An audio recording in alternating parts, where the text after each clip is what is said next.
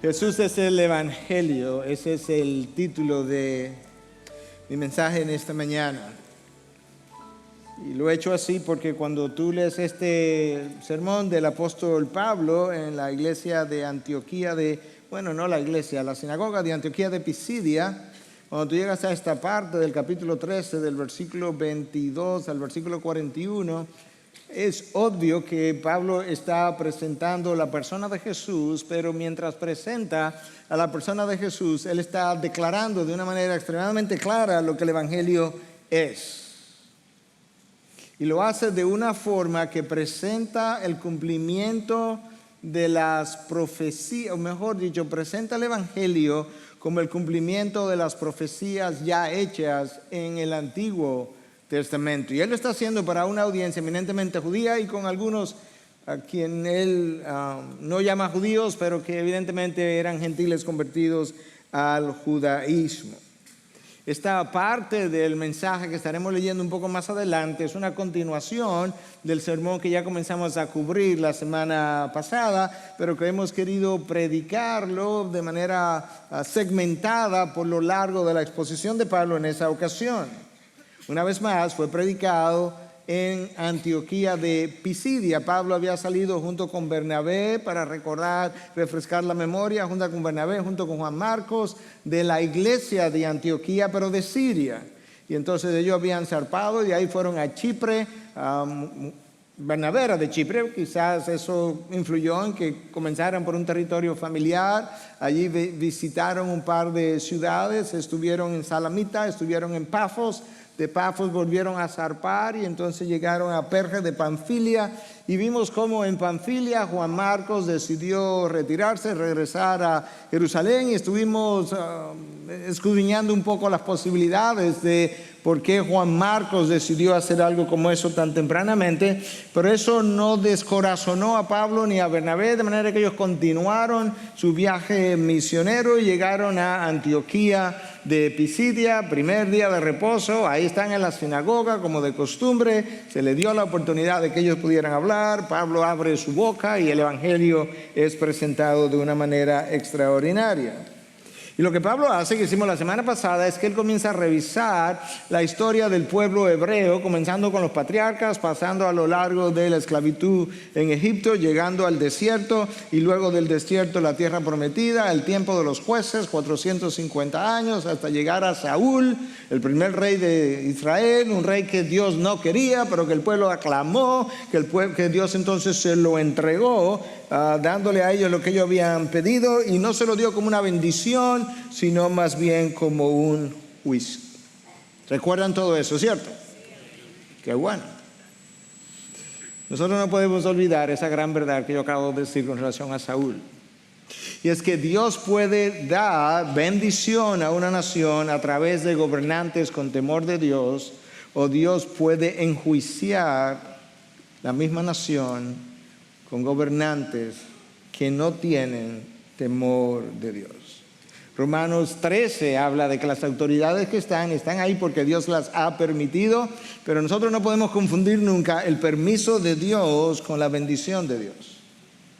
De manera que la presencia de un gobernante en una nación, que Romanos 13 dice que Dios ha permitido su ascenso, no es sinónimo de la bendición de Dios. Pudiera ser simplemente sinónimo del permiso de Dios como parte del juicio sobre una nación. Saúl gobierna por 40 años, Dios lo remueve y entonces David surge.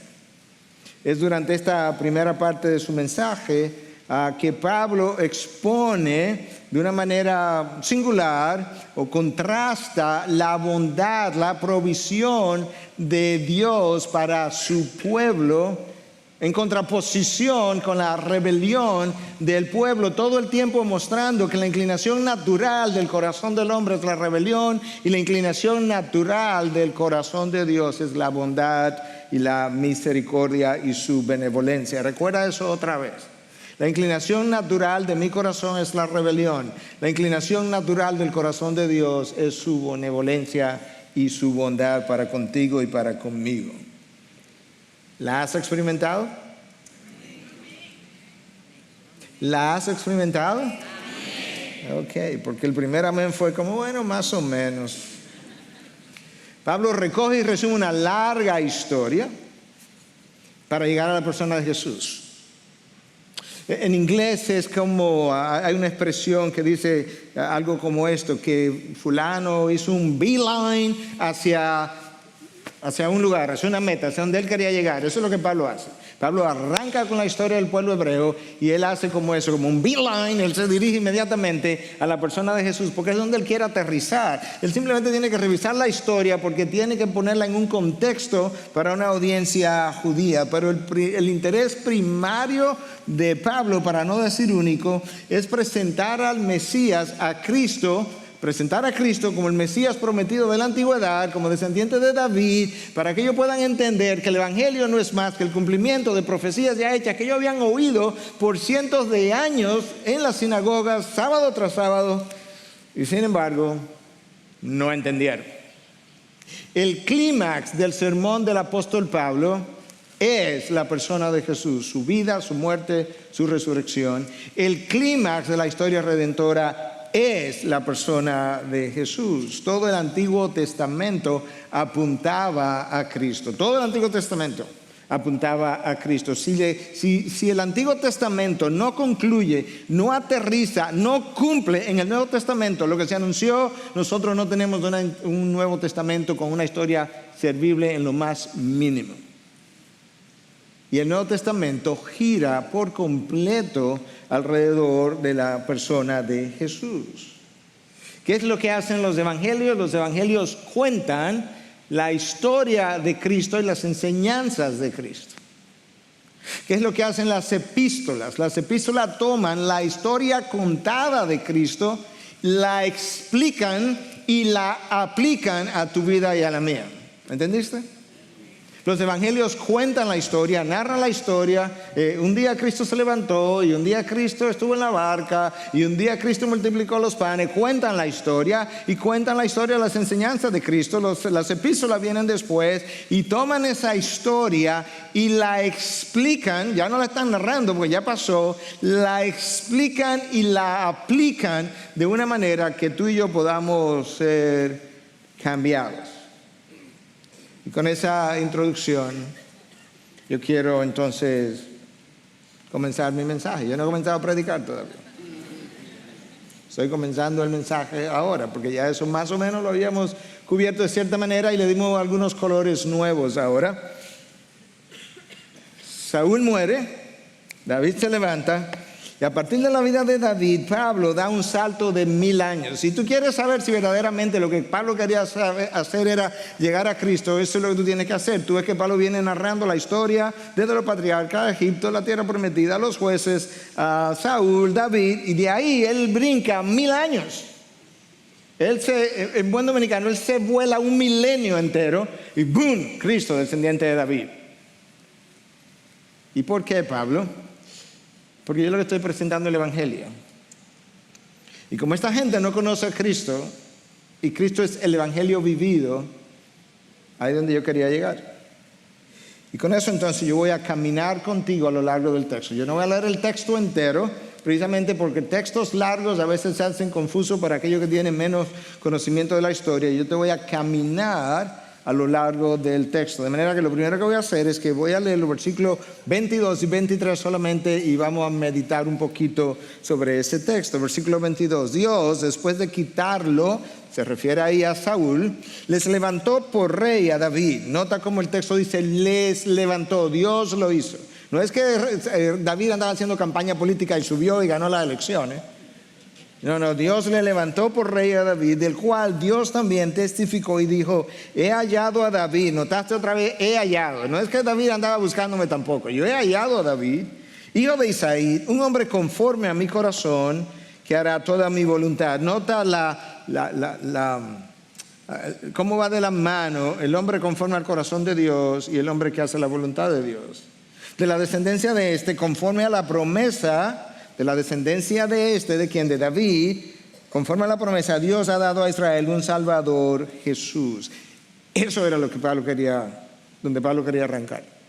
Todo lo demás fue como introducción. Todo lo demás es para decirle, escúchame, lo que quiero que entiendas es que Dios ha prometido que del cetro de David o el cetro del trono de David no partirá jamás. De manera que ese rey que viene a ocupar esa posición eternamente es descendiente de David. Ese es el rey que vino, ese es el rey que ustedes rechazaron, ese es el rey que ustedes no conocen. De ese rey es que te voy a hablar. Ahí es que Pablo verdaderamente como hace su clímax. Pero yo quiero que preste atención a cómo Pablo dice que de la descendencia de David Dios le ha dado un salvador. Subraya la palabra salvador. No simplemente un rey, no simplemente un gobernante, un salvador. ¿Y por qué Pablo usa ese texto, o mejor dicho, esa palabra de salvador versus un rey que vino a salvar? Quizás. Bueno, es que cuando tú revisas la historia que Pablo acaba de terminar, es como patética. Pablo comienza con los patriarcas. Abraham, amigo de Dios, hombre de fe, mintió, entregó a su esposa a un rey y le dijo, no, esa no es mi esposa, ese es mi hermano. Y el rey casi tiene relaciones con la esposa. La entregó. ¿Tú te imaginas? Tú vienes una esposa, llega a un territorio y tú dices, bueno, este rey puede, mi esposa es hermosa, puede ser que me maten, mejor se la doy. Este es Abraham. Isaac hizo lo mismo, con el mismo temor, y se la entregó al rey también. Bueno, no se la entregó, pero mintió y dijo que tampoco era su esposa. Pero el rey finalmente se dio cuenta cuando lo vio acariciándola. Jacob, un engañador. Del papá, del suegro, de todo el mundo que se le puso por delante. Fueron patriarcas, fallaron, pecaron. Luego Moisés, el gran profeta. Dios va a levantar un profeta como tú y no puede entrar a la tierra prometida. ¿Por qué? Porque falló y pecó. Y luego Josué entra a la tierra prometida y ellos tienen que conquistar toda la tierra y desplazar a todas las naciones paganas que estaban ahí y fallaron, dejaron a las naciones paganas que estaban ahí y también incumplieron con la ley de Dios. Y luego se levantaron los jueces, 450 años. Y si hubo gobernadores del pueblo de Israel que ilustraron el pecado de toda la forma, tamaño, color posible, fueron los jueces. Wow. Y luego Saúl, un hombre que quiso usar a Samuel, el profeta, y quiso usar a Dios. Y luego David, el gran David, todavía al día de hoy tú vas a Israel y David es la cosa más grande del mundo. Hablar de David es casi como hablar de Cristo para nosotros. Y David pecó grandemente. Pablo está tratando de ayudar al pueblo judío a entender, escúchame, todo eso fue bajo la ley. Tú no necesitas un rey, tú no necesitas un gobernador, tú necesitas un salvador que te saque de la condición caída donde los mejores de Dios no han podido cumplir ni llegar. De la descendencia de David, Dios ha traído un salvador a Israel. El pueblo de Israel necesitaba, al igual que nosotros, a alguien que nos saque de esa condición. Alguien que pudiera cumplir la ley que nadie había podido cumplir y nadie ha cumplido desde entonces. ¿Tú sabes qué es lo que el pueblo de Israel necesitaba? ¿Tú sabes lo que tú y yo necesitábamos? ¿Tú sabes lo que cada ser humano necesita? Algo por lo cual Job pidió. Job, iluminado por el Espíritu, no pudo haberlo hecho de otra manera. Job dice en el libro que lleva su nombre, 9:33, es que no hay un árbitro que sirva de nosotros, es que no hay alguien que sirva de árbitro entre nosotros, que ponga su mano sobre Dios y sobre nosotros al mismo tiempo. Es que no hay nadie. Oh, Job, sí, hay alguien. Lo que no ha llegado para su época. Hay alguien que es justamente eso, un árbitro, que puede ponerle la mano a Dios, puede ponerle la mano al hombre y terminar la enemistad entre uno y el otro. Y ese árbitro tiene un nombre y su nombre es Jesús, y precioso es su nombre, glorioso es su nombre, poderoso es su nombre. El más hermoso de los hijos de los hombres es dicho árbitro. De ese árbitro es que Pablo quiere hablar. porque Él vino y se encarnó y hizo historia. Versículos 24 y 25. Después de que Juan predicó, Juan el Bautista, antes de su venida, un bautismo de arrepentimiento a todo el pueblo de Israel, cuando Juan estaba a punto de terminar su carrera, decía: ¿quién pensáis que soy yo? Yo no soy el Cristo, mas he aquí viene tras mí uno de quien yo no soy digno de desatar las sandalias de sus pies. Cuando Juan hace su aparición, él tiene claro quién él es, él tiene claro quién él no es. Cuando Juan hace su aparición, no solamente que él lo tiene claro, él quiere que los demás lo tengan claro. Yo no soy el Cristo. Y yo quiero decirte incluso cuán inferior yo soy a ese Cristo. ¿Y cómo te lo voy a decir? Mira, te lo voy a decir de esta manera porque tú entiendes la frase en el contexto hebreo del primer siglo. Yo ni siquiera soy digno de desatar las sandalias de este hombre. Escucha, se entendía que un discípulo debía hacer todo por su maestro, excepto tener que hacer algo como eso, desatar o atar las sandalias de sus pies. Eso se consideraba por debajo de la dignidad de un discípulo. Esa era una tarea reservada para los esclavos. Y Juan el Bautista viene y dice: ¿tú sabes qué? Yo ni siquiera soy digno de ser un esclavo de ese que viene detrás de mí. ¿Tú estás entendiendo? ¿Tú estás entendiendo la diferencia entre tú y yo y Cristo en estatura? Que si Cristo fuera a tener siervos y esclavos, tú y yo ni siquiera clasificamos para ser esclavos dignos de Él.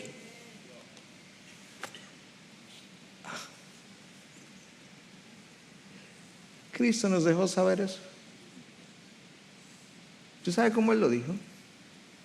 Es para que tú puedas saber, Cristo no lo dijo para que yo vea lo poco que yo soy, es para que tú y yo podamos ver lo misericordioso y hermoso que Él es. Escucha cómo Cristo lo dijo: cuando tú hayas terminado de hacerlo todo lo que yo te mande, como por dónde tú vas más o menos en hacerlo todo lo que hasta ahora Él te ha mandado, como por dónde tú crees que tú vas. Cuando hayas terminado de hacerlo todo, lo único que puede decir es: siervo inútil soy. ¿Entendiste? Lo que Cristo está diciendo: tú vive tu vida, tú lo haces todo, y tú luego tú vienes donde mí, y me dice: maestro, wow, lo que yo soy. Él te dice: un siervo inútil. Pero Él no quiere que yo me sienta como un ratón. ¿Tú sabes lo que Él quiere que yo entienda? Que estando en esa categoría, Él me ha ascendido a la categoría de coheredero con Él, de manera que yo heredo de lo que Él hereda, yo tengo lo que Él tiene, yo vivo donde Él vive y yo seré como Él. Eso es lo que Él quiere que yo entienda. Ni siquiera siendo digno de ser esclavo de Él. Ahora piensa por un momento. Ese Dios vino, se encarnó y dio su vida y su sangre por gente que ni siquiera son dignas de ser esclavos de su persona. ¿Tú estás viendo el carácter de Dios detrás de los hechos? Detrás de los eventos? Y Pablo que está tratando de ayudar a ellos a entender que cuando Él vino, las autoridades religiosas y no religiosas no reconocieron quién Él era, lo clavaron a un madero, pero más aún, para que siga viendo el carácter de Dios, ahora vamos a ver la soberanía de Dios detrás de los eventos, más aún que cuando ellos pecaron contra Cristo, clavándolo al madero, lo único que hicieron fue cumplir la profecía que ya Dios había hecho y la predestinación de la cruz que ya Dios había proclamado. ¿Tú estás entendiendo? Dios hace una profecía, Dios predestina una cruz y luego le dice a los hombres: vayan y traten con mi hijo. Y los hombres levantan la peor perversidad que ellos pudieran hacer y lo clavan en un madero y Dios dice, solamente está llevando a cabo lo que yo había predestinado que ocurriera. Tú puedes creer que Dios orquesta, organiza, usa todos los eventos de la historia. Sí, pastor, sí. Pero tengo otra pregunta. Tú puedes creer que nuestro Dios no solo controla los eventos buenos del universo, sino que controla el ejercicio del pecado de los hombres. Tú puedes creer que cuando Dios dice todas las cosas cooperan para bien, que eso incluye el pecado de los hombres. Hay un bien por el cual yo incluso he permitido esto en la vida de mi hijo y en la vida de cada hijo. Esa es la razón por la que Spurgeon, yo te he mencionado esto otras veces, dice, si hubiera un mejor camino, una mejor forma de llevarte donde tú estás, donde Dios quiere que estés, tú estuvieras en otro camino y no en el cual tú te encuentras. El amor divino te tendría en otro camino. ¿Tú puedes creer eso? En cuanto a la cruz, Pablo enfatiza 3 veces, en el verso 27, en el 29 y luego en los versículos 32 y 33, que lo que el pueblo judío llegó a hacer clamando a Cristo en la cruz era simplemente algo profetizado y que ellos cumplieron las Escrituras. Cuando a Pedro le tocó explicar eso, en Hechos 4, ya lo vimos, capítulos atrás, esto es como Pedro lo dice, porque en verdad en esta ciudad se unieron tanto Herodes como Poncio Pilato, juntamente con los gentiles y los pueblos de Israel, contra tu santo siervo Jesús, a quien tú ungiste, escucha, para hacer cuanto tu mano y tu propósito habían predestinado que sucediera. Para hacer cuanto tu mano y tu propósito habían predestinado que ocurriera. La cruz era una predestinación que los hombres pondrían en cumplimiento. Entonces ahora escucha cómo Pablo explica estas verdades en el sermón, versículo 26 al 29. Hermanos, hijos del linaje de Abraham, le está hablando a judíos, y los que entre vosotros teméis a Dios, o son gentiles convertidos al judaísmo, a nosotros nos es enviada la palabra de esta salvación. Eso nos fue dado a nosotros primero que a todo el mundo. Pues los que habitan en Jerusalén y sus gobernantes, sin reconocerle a él, ni las palabras de los profetas que se leen todos los días de reposo, cumplieron estas escrituras condenándole. Y aunque no hallaron causa para darle muerte, pidieron a Pilato que le hicieran matar. Y cuando habían cumplido todo lo que estaba escrito, el pueblo había cumplido todo lo que estaba escrito acerca de él, le bajaron de la cruz y le pusieron en un sepulcro. ¿Escuchaste lo que Pedro dice? Que los gobernantes no reconocieron a Jesús ni las palabras de los profetas que se leen todos los días de reposo. Día de reposo tras día de reposo, los gobernantes y el pueblo se sentó en sinagogas donde se leían los textos que hablaban de que el Mesías vendría. Y escuchando los textos día tras día de las profecías anunciadas por medio de profetas, ellos no las entendieron. ¡Wow! Y las entendieron tan poco que tomaron a Dios encarnado y mataron a Dios. Alguien me va a decir, yo lo sé, pastor, pero a Dios no se le mata. No, la parte humana lo mataron. ¿Te imaginas la gravedad del pecado de matar a Dios?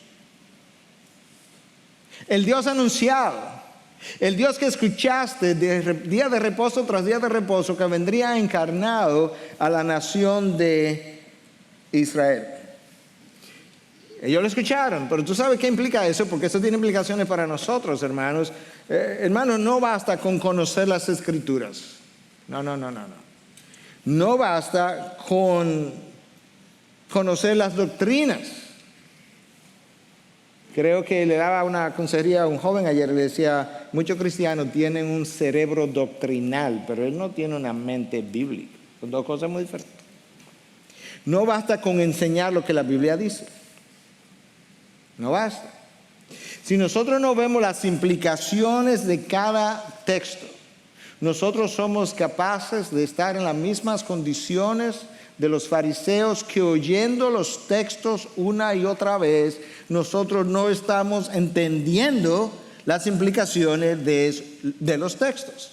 Detrás de cada narración de eventos que se dieron en la historia, además de la historia hay sabiduría de Dios. Además de la historia hay implicaciones para mi relación con Él. Además de la historia hay implicaciones para mi vida diaria. Además de la historia hay revelación de la gloria de Dios que escribe la historia, orquesta la historia y lleva a cabo la historia de los hombres. Por eso es que Cristo dice, escudriñar las escrituras porque ellas son las que hablan de mí. Cristo no dice leer las escrituras, no. Escudriñarla, escárvala, medítala, digiérela, pasa de la lectura a la examinación, descubre las implicaciones detrás de lo que se dio en la historia. De ahí la necesidad de pedirle a Dios iluminación de tu mente para poder entender el texto bíblico, no solamente para que nos informe, sino para que nos transforme. ¿Entendiste cuál es tu necesidad y la mía? Tu necesidad no es que el texto me informe. Tu necesidad es que el texto me transforme. Y leer que Juan el Bautista dijo, bueno, yo no soy digno de desatar sus sandalias. Y poder captar al escudriñar las escrituras que lo que Juan está diciendo es que yo ni siquiera soy digno de ser esclavo de aquel que viene detrás de mí. La diferencia entre esas dos cosas es del cielo a la tierra. La diferencia para mi vivencia, porque eso me va a ayudar a vivir con un sentido de gratitud completamente diferente. Porque eso me va a dar un sentido de humildad de mayor grado. Porque eso me va a ayudar a entender quién yo soy, quién Él es y cómo me ha prometido una cosa de la cual yo no soy digno. Pídele a Dios que ilumine tu mente. En el día de ayer, varias veces, yo tuve que detenerme y decirle, Señor, yo necesito iluminación. Yo tengo que ver lo que tú quieres que yo vea. Sobre todo en un día como hoy. Y hay días y hay días. Tú sabes que hay días de cielo claro, con mucho sol. Sol parece el día entero como si fuera a las 12 del día. Y hay otros días que amanecen como nublado y llueve y hay trueno y relámpagos. Tú sabes que la visibilidad en un día es peor que en la otra, ¿cierto? En esos días tú necesitas clamar a Dios y Él te responderá. Me fascina como Pablo cuenta la historia. Versículo 29, él dice que cuando a Cristo lo bajaron de la cruz, lo pusieron en un sepulcro. Pero me encanta entonces cómo él sigue. Pero Dios lo levantó de entre los muertos. Los hombres lo enterraron y Dios lo levantó. Los hombres hicieron lo que ellos podían hacer. Los hombres, tú y yo podemos darle muerte a un vivo. Lo que no podemos hacer es darle vida a un muerto. Los hombres lo enterraron, Dios lo levanta. Dios es quien puede llamar las cosas que no son como si fueran. Dios es quien puede decir, mi hijo se va a levantar, aunque todavía tú no lo veas levantado. Frecuentemente el hombre y Satanás entretejen planes, y ¿sabe lo que Dios hace? Que Él desentreteje sus planes. Es como que Dios y Satanás se encargan de hacer un nudo de la historia, y Dios te dice, ok, sigue, no te apures, apriétalo bien el nudo, apriétalo, síguelo, apriétalo todo lo que tú puedas. Ahora nota. Y Dios rehace la historia. Cuando Dios levanta a Cristo entre los muertos, el texto de Romanos 8 me dice que Dios lo hizo por medio del poder del Espíritu Santo. El día que tú creíste en Cristo, ¿tú sabes cuál era tu condición? Peor que el estar muerto físicamente. Tú estabas muerto espiritualmente, camino a la condenación. ¿Tú sabes cómo tú pasaste de esa condición a nacido de nuevo a vida eterna? De la misma manera que Cristo pasó del sepulcro a la vida. ¿Cómo? Por medio del poder del Espíritu Santo. Es el mismo milagro Es el poder de Dios en acción, haciendo lo que nadie puede hacer. De manera que nosotros tenemos una similitud, no una igualdad, pero una similitud entre levantar a Cristo del sepulcro y levantarnos a nosotros de nuestra mortandad. El Espíritu de Dios, el poder del Espíritu de Dios hizo una cosa e hizo la otra cosa.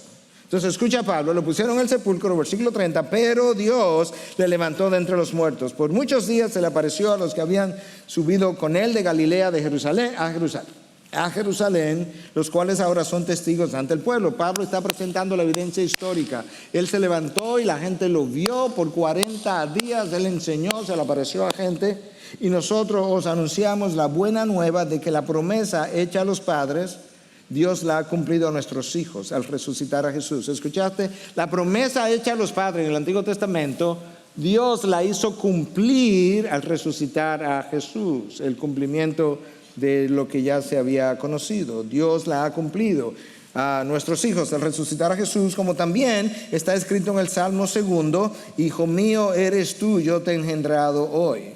Y en cuanto a que le resucitó de entre los muertos para nunca más volver a corrupción, Dios ha hablado de esta manera: os daré las santas y fieles misericordias prometidas a David. Dios hizo promesas a David, te las voy a dar en Jesús. Por tanto, dice también en otro salmo, no permitirás que tu santo vea corrupción. Porque David, después de haber servido el propósito de Dios en su propia generación, durmió, hablamos de eso la semana pasada, y fue sepultado con sus padres y vio corrupción. Pero aquel a quien Dios resucitó no vio corrupción. Pablo está contrastando la muerte de David y su cuerpo que se desintegró con la muerte de Cristo y su cuerpo que se levantó. David vio corrupción, el Hijo de Dios no vio corrupción. 2000 años después, la tumba sigue vacía, sin huesos, sin evidencia de nada. Y después que Pablo presenta entonces el Evangelio en la persona de Jesús, su vida, su muerte, su resurrección, el perdón de pecado, Pablo ahora pasa hacia el final a hablar de las implicaciones del Evangelio. Jesús es el Evangelio, pero el Evangelio tiene implicaciones. Y yo te voy a dar las 3 implicaciones para luego leerte el texto donde esas implicaciones aparecen. Implicación número 1, el perdón de pecados es anunciado por medio de Cristo que venció el pecado y la muerte. Número 2, la ley no justificó a nadie.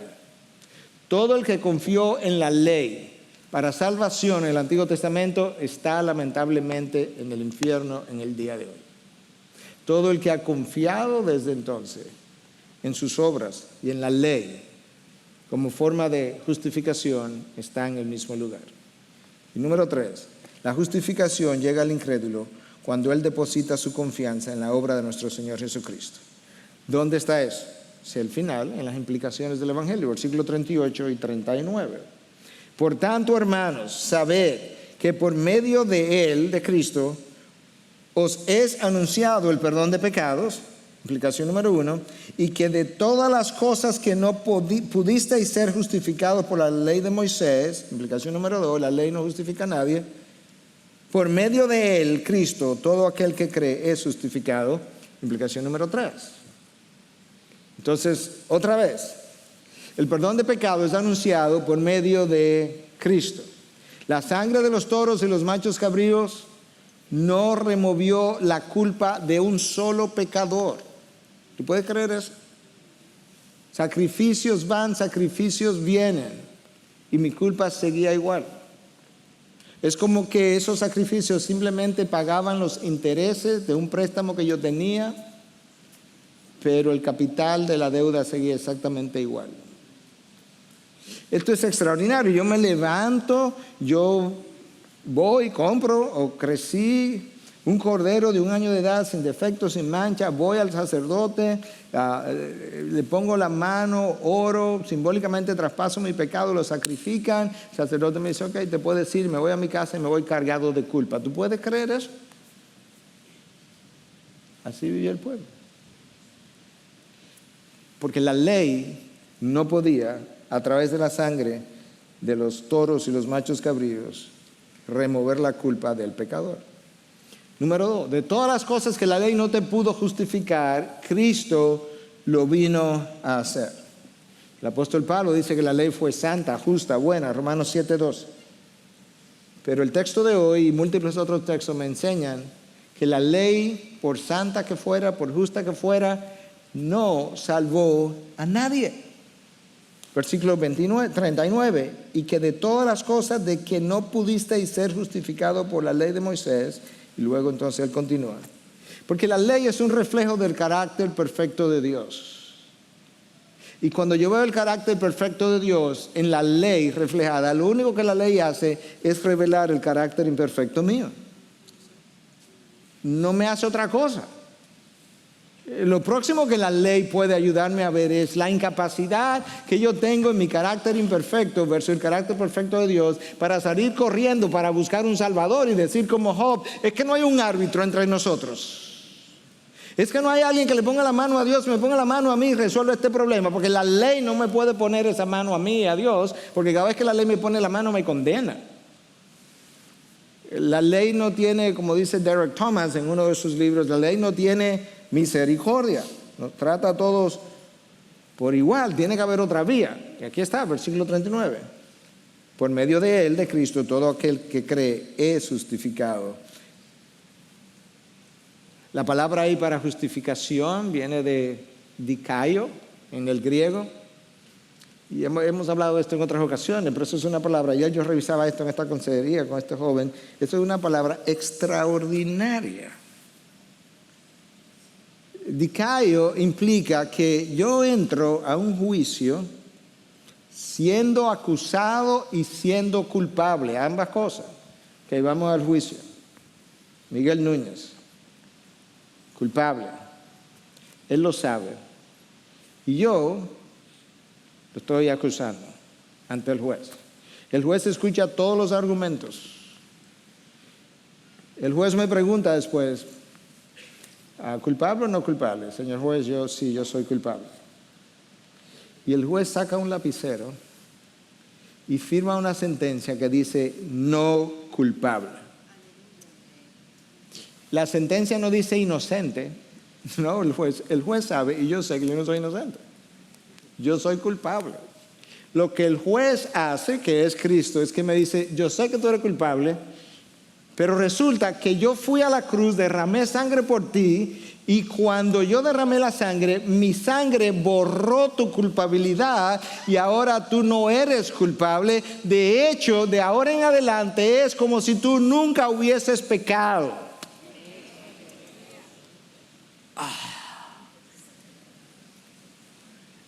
¿En serio? Jesús, ¿en serio? Que eso es como tú me ves. Sí. Tú eres tan culpable como el peor de los culpables. El problema es que yo me llevé la culpa a la cruz. Colosenses 2. Y la clavé en un madero.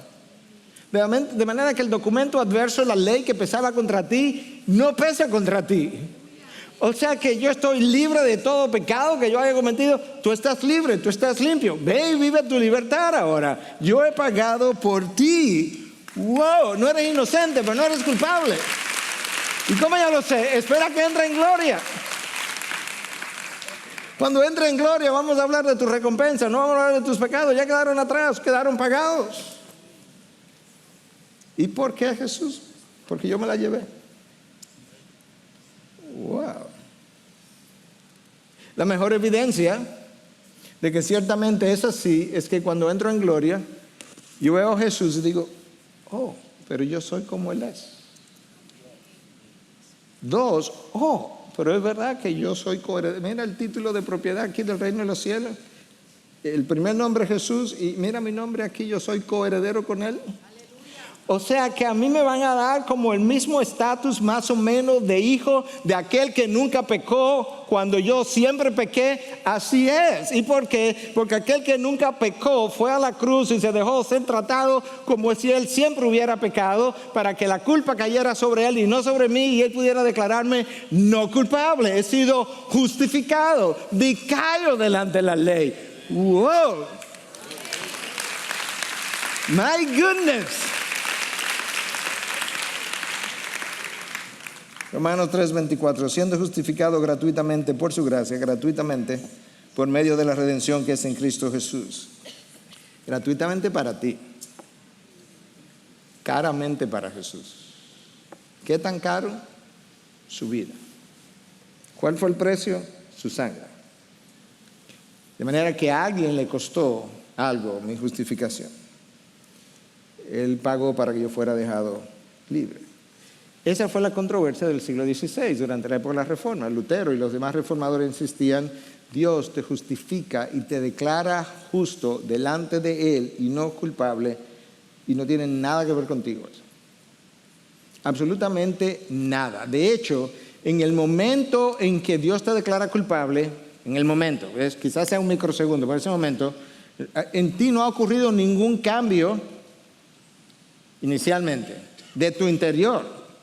Tú eres pecador y siendo pecador, Él te declara no culpable. Ahí entonces el Espíritu Santo viene y cambia tu naturaleza. Eso es posterior. La declaración de no culpabilidad ocurre siendo tú todavía pecador.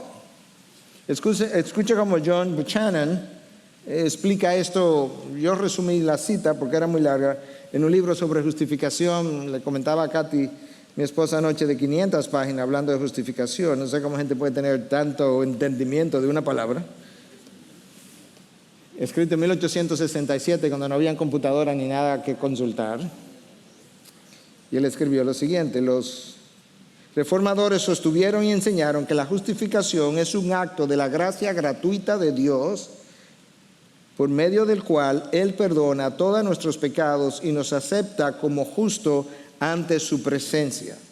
Esto es un acto de Dios que es externo al pecador, no tiene nada que ver con el pecador. Esto implica una acción judicial que cambia mi relación con Dios completamente.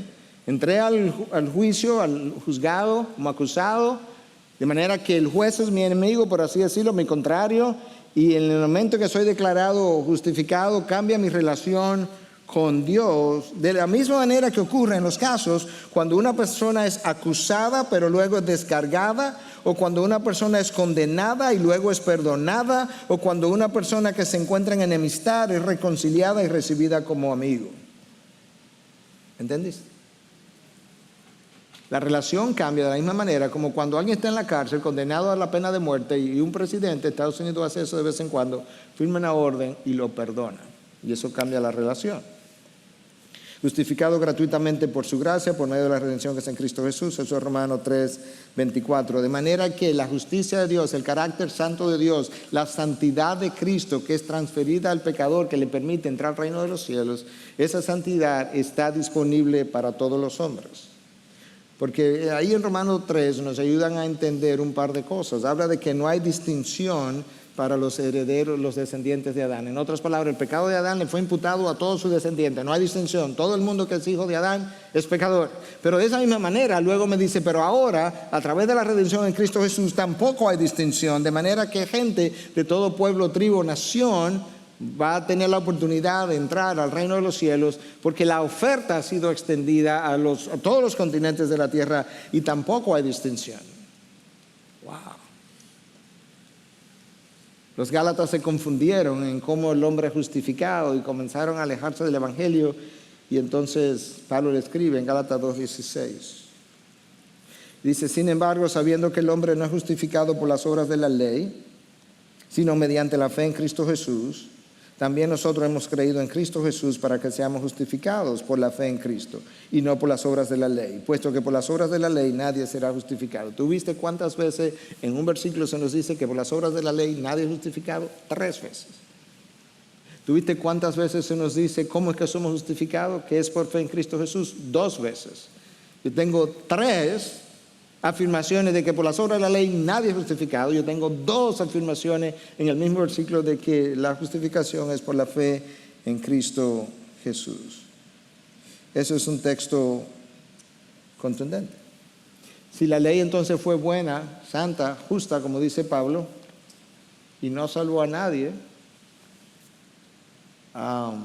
¿de qué sirvió que fuera tan buena? Bueno, que el problema no estaba en la ley. El problema estaba en nosotros, en la debilidad de la carne que no podía cumplir la ley. Como la carne no podía cumplir la ley, Abraham, Isaac, Jacob fallaron, Moisés falló, Josué con el pueblo fallaron, los jueces fallaron, Saúl falló, David falló, cada uno falló. ¿Y por qué? Porque la debilidad de la carne no le permite cumplir la ley. Entonces, ¿cuál es mi esperanza? Cristo Jesús, esa es tu esperanza. Él cumplió la ley para que tú no tengas que cumplir la ley y tú puedas entonces ser salvo. Ahora, cuando tú eres salvo y el Espíritu mora en ti, tú debes hacer tu mejor esfuerzo y cuidar de tu salvación con temor y temblor. ¿Por qué? Porque tú quieres honrar aquello que Cristo cumplió por ti. Escuche como Romanos 8:3 lo dice: pues lo que la ley no pudo hacer, ya que era débil por causa de la carne, Dios lo hizo enviando a su propio Hijo en semejanza de carne de pecado, y como ofrenda por el pecado condenó el pecado en la carne. ¿Qué fue lo que la ley no pudo hacer debido a la debilidad de la carne? Justificar al hombre. Derek Thomas lo dice de esta manera, escuche: la ley no podía eliminar la culpa del pecado. La ley de Dios no tiene misericordia, es ciega, no tiene parcialidad, no favorece a uno sobre otro, demanda obediencia y lo único que puede hacer es condenar a aquellos que quedaron cortos de sus exigencias. Eso era lo único que la ley podía hacer. Él continúa su cita y dice: la conciencia culpable no puede ser liberada de ninguna otra forma que no sea a través del sacrificio de Cristo. Nosotros debemos descansar el peso de nuestro pecado y de nuestra culpa sobre Jesucristo, entendiendo que Él ha cargado con el juicio que pesaba contra nuestro pecado. A menos que nosotros podamos encontrar la forma de escondernos debajo de su sombra, a menos que yo pueda encontrar la forma de esconderme debajo de la sombra de Cristo, entonces el juicio caerá sobre nosotros. Esto fue lo que Pablo dijo que podíamos encontrar en Cristo: un lugar de refugio. Wow. Eso es como Cristo quiere que tú y yo lo veamos. Cuando te portas bien y cuando te portas mal. Él es mi lugar de refugio. Él es como esa gallina con sus alas abiertas. Me dice: hijo, aquí te espero. Ven y habla conmigo. Cuéntame. Tu historia no está ajena al control soberano que yo ejerzo sobre ti. Ven y hablemos de tu historia. Y Pablo presenta y termina entonces diciéndole a esta congregación, y con eso cerramos, con una advertencia. Dice: si Cristo es todo esto que ha sido provisto, si Cristo es el mismo evangelio, tened pues, versículo 40, cuidado de que no venga sobre vosotros aquello de que se habla en los profetas. Mirad, burladores, maravillaos y pereced, porque yo hago una obra en vuestros días, una obra que nunca creeríais, aunque alguno os la describiera. Wow. Eso comienza como a 30,000 pies de altura, como a veces dice nuestro pastor Luis Méndez. Yo estoy haciendo una obra redentora que es tan más allá de lo que tú puedes concebir, que no lo pudieras creer, aun si alguien viniera y te lo describiera. Es tan extraordinaria. Pero luego, cuando tú aterrizas eso, Dios te dice: escúchame, en tu vida yo estoy haciendo una obra tan extraordinaria y yo le estoy dando colores a tu vida de una manera que si alguien te lo contara, tú tampoco lo pudieras creer. Quizás ve tu vida ahora mismo y luce como en blanco y negro. Y quizás tú dices: yo no sé qué es lo que Dios está haciendo. Lo que estoy haciendo es dándole color a tu vida. Y cuando tú la veas en multicolor, tú no vas a creer que yo hice lo que hice cuando tú no lo podías ver y no lo hubieses creído, aun si alguien te la hubiese contado de antemano. Es como dice en inglés: sit back and relax, échate para atrás y relájate. Dios está pintando tu vida. Dios está pintando tu vida hasta que entre en gloria. Y cuando entre en gloria, tendrá el color de los colores, blanco como la nieve, tal como Él es. Ese es el Evangelio, esa es la promesa del Evangelio. Eso es lo que me queda por vivir. Wow, qué Salvador tú y yo nos hemos gastado.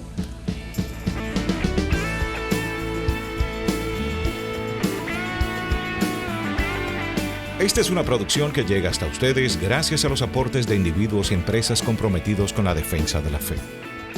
Para más información, preguntas y comentarios, visite nuestra página de internet www.integridadisabiduría.org. En esta página encontrará información sobre la producción de este y otros recursos que ponemos a su disposición, como también las formas en las que usted puede contribuir con la producción de programas como estos. Les invitamos nuevamente a visitar nuestra página de internet www.integridadisabiduría.org. Será hasta la próxima, cuando nos reencontremos en su palabra.